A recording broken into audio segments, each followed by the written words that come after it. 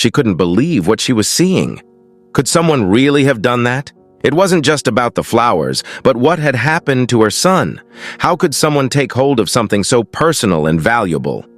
Her husband was also very upset about the situation. They needed to find out who was doing this. So when the couple finally saw the footage from the camera, they were shocked. This is the story of a couple who faced two tragedies in their lives.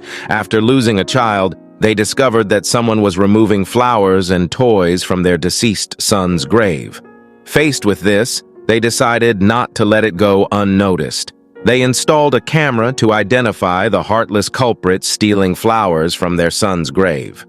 That's when they discovered something incredible. Michael and Ellen Wright thought they were living the best time of their lives. They wanted to spend the rest of their lives together, and after getting married, they had 2 children. The couple's life was simply perfect. So when they learned they would have a 3rd child, they couldn't believe their luck. However, things changed quickly, and not for the better. They faced a major challenge. Ellen was diagnosed with cervical cancer and couldn't work during the chemotherapy treatment. Michael got a new job, which wasn't as lucrative as they had hoped. But that wasn't the only change in this lovely couple's life. One day, Michael found himself in a complicated situation, having to make decisions that would change everyone's lives. Ellen spent about a week in the hospital, undergoing additional tests to determine what was wrong. It wasn't easy for the family to deal with Ellen's illness, Michael's job, and, finally, pregnancy during chemotherapy. They waited until Ellen's pregnancy reached 3 months before telling family and friends about the news. However, everyone's happiness was taken away. After 9 months of pregnancy, unfortunately, they lost the baby they had eagerly awaited and loved. They mourned this loss for several months. Because of this, they decided to give the child a dignified burial. They held a small funeral ceremony for the lost child, and everyone attended to pay their respects. They wanted to do things the right way. They spared no expense to give the baby a funeral worthy of an angel. They had a plaque made that read, "Gabe Wright, son of Michael and Ellen Wright, ordered a beautiful cross and a marble plaque." They did everything they could for him. They cried a lot at the grave, knowing they had done everything in their power for their son. They believed that this was all that was needed for the child to find eternal peace in heaven.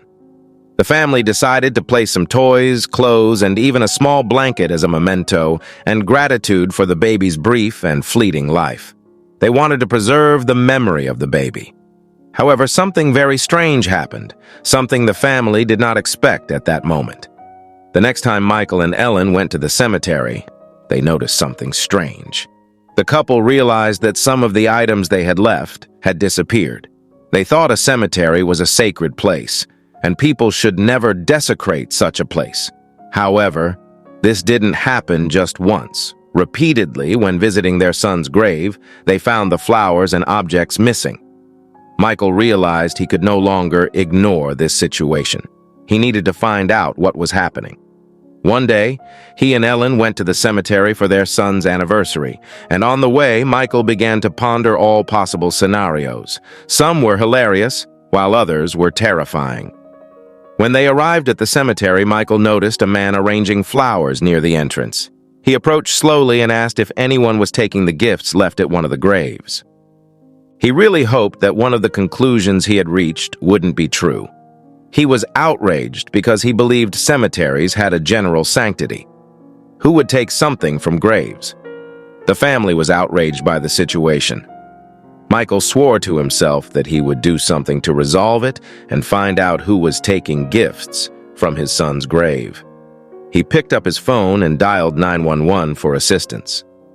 While waiting for the police, he decided to take a walk around the cemetery to see if he could identify anyone removing things from other graves. He walked around looking for something, but found nothing. There were no cars or people in sight. He returned to where he was when he dialed the number and waited for the police to arrive. In 5 minutes, the police arrived and were surprised by what they discovered while questioning Michael.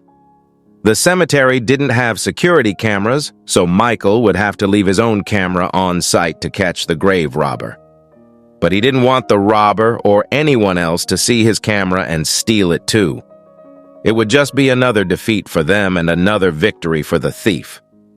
Michael knew that the only way to catch the culprit was to devise a clever plan. If gravestones were stolen, the thief would likely come back for more. Michael could lose his old camera if the thief suspected he was being watched. He devised a clever and creative plan. If lucky, he could catch the perpetrator red-handed. He was worried about the camera being spotted, so he used an old device he had. He was confident that he would catch the thief. He then waited for the right moment, which came at 12:34. Michael grabbed a small, lightless camera that wouldn't alert the thief. He painted it brown and hid it in the bushes so no one would notice. Now, all he had to do was wait.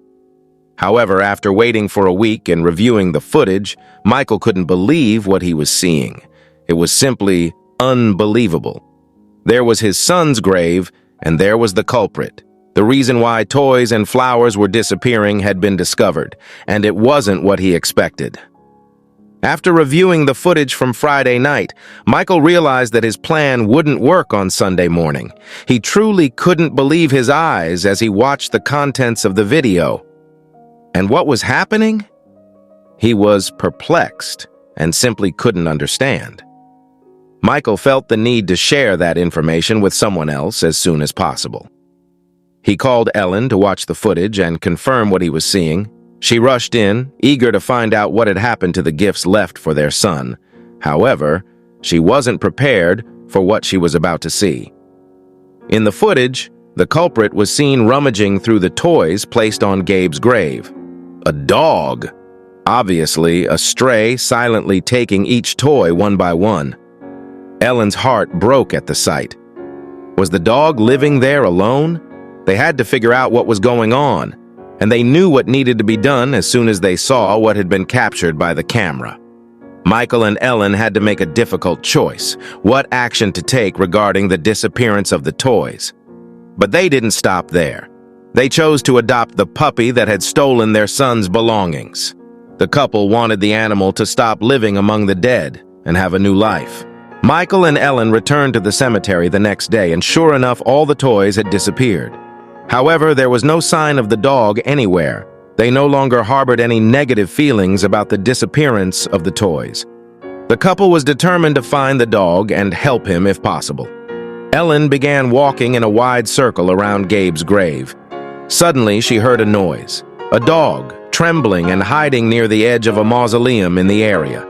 It took a few seconds for Michael and Ellen to realize that this was the dog that had been taking objects from Gabe's grave. They approached, but he retreated further into the darkness, shrinking even more. The dog was clearly terrified, and who could blame him? Although they didn't want to hurt him, Michael and Ellen must have looked like terrifying giants to the poor dog. After a brief pause, Ellen spoke gently to the dog, as if trying to assure him that they had no intention of harming him. As she approached the spot where she thought the noise was coming from, she didn't know what to expect to find. Circling the last tombstones to an older part of the cemetery, she saw a large hole under one of the gravestones. From a distance, the hole seemed to have been dug, but it still had some brownish sand inside. As she got closer, she realized it wasn't dirt.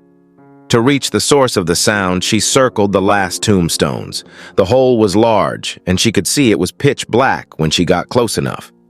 Kneeling down, she managed to put her palm into the hole. The substance at the bottom of the hole felt cold against her skin, but there was something else down there that she could feel. At first, it seemed like quartz sand, but she quickly realized it wasn't because it was moving. She took out her phone to shine some light and examine it more closely. The dog was crouched under a mound of soil that he must have dug himself. He was petrified upon seeing Ellen and shrank even further into the hole. Ellen was stunned. What was a dog doing there? She knew it wasn't uncommon for dogs to grieve the loss of their owners, but this dog turned the place into a den full of Gabe's toys. She called Michael. The dog remained huddled in his place, making no attempt to escape. He looked at Michael as if hypnotized by his movements, but still wasn't willing to leave his hiding spot. Michael muttered to Ellen that he would try to unearth the puppy later, but he didn't know how deep the hole was and how much effort it would take. Ellen felt compassion for the dog and promised to try to coax him out of his hole. With a piece of meat from her dinner, Ellen tried to lure the dog, who remained terrified and motionless. She placed the meat in front of his face and began speaking softly, trying to encourage him to approach her.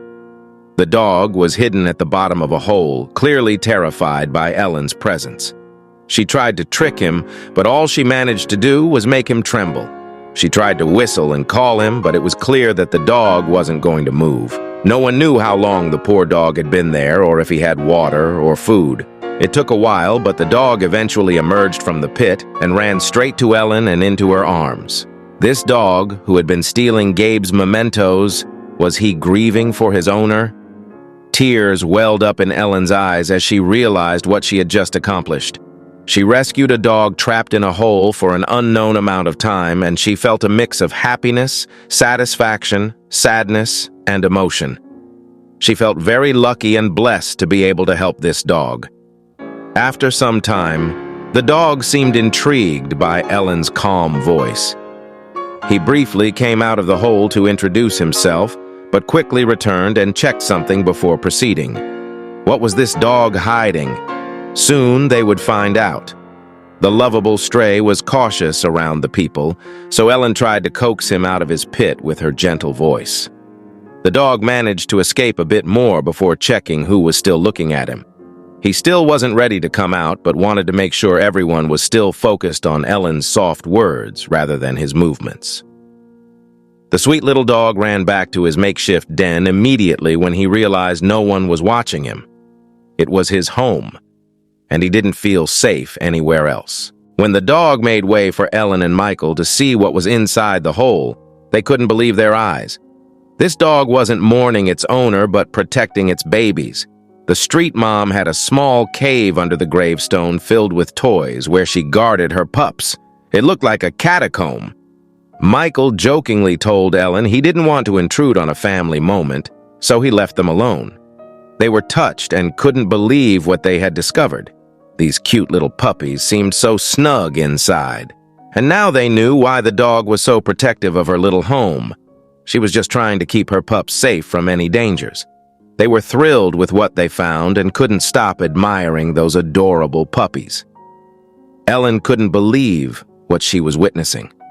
This poor dog was just taking care of her babies and had tucked herself away somewhere she thought was safe.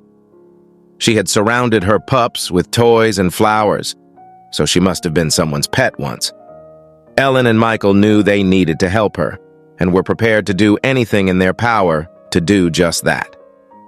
They had no idea that this was among their most challenging rescue missions. They needed to be as gentle as possible because they couldn't risk hurting her even more. This dog must have been someone's beloved pet at some point in her life, as evidenced by the fierce protection of her pups. She even made sure they were surrounded by toys and flowers to make them feel safe and secure, knowing they weren't alone. She stood no chance against the forest wolves and foxes, but this pup felt very secure for the first time in a long time, until she began sinking into the ground. "You can see the den that she made and how compact it was," Ellen said in an interview.